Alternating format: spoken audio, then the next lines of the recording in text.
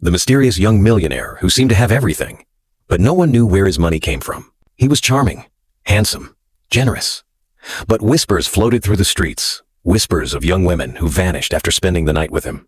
Posters of their faces clung to the walls, rain-soaked and fading, each one a painful reminder that something dark was stalking the city.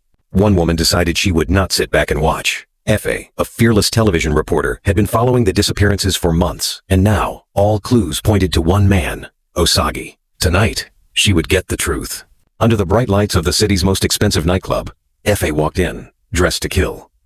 Osagie noticed her immediately, their eyes locked, and like a predator spotting prey, he made his move.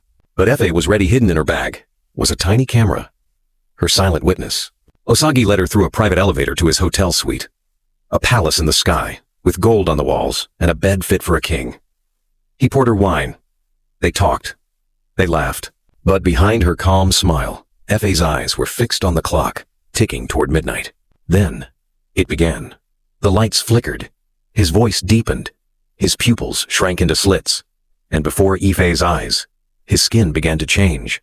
Smooth flesh replaced by cold, glistening scales. His mouth stretched unnaturally wide, revealing rows of sharp fangs. Efe tried to run, but a thick serpent's tail wrapped around her waist, pulling her back.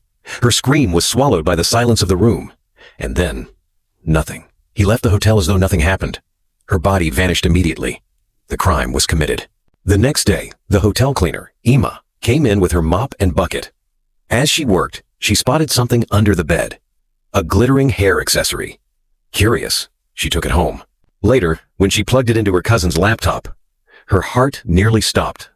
On the screen, she saw the unthinkable Osagie transforming, and Efe's last moments alive. Ima's hand shook as she grabbed her wrapper and ran to the police. That night, officers stormed a crowded nightclub, dragging Osagie out in handcuffs. But he didn't resist. He only smiled, as if he knew something they didn't. In the cold darkness of the holding cell, Osagie leaned back and whispered to the guards. Midnight is near. When the clock struck 12, his body began to twist and stretch, scales rippling across his skin. His eyes glowed like fire. And before the officers stood not a man, but a giant serpent. The officers opened fire, but the bullets bounced off. Then suddenly, symbols carved into the cell walls began to glow faintly. The serpent hissed, writhing in agony, its body shaking violently. With a final, blood-chilling hiss, the creature collapsed. By dawn, all that remained was the lifeless body of Osagie. Eyes open, curse broken. And so, the midnight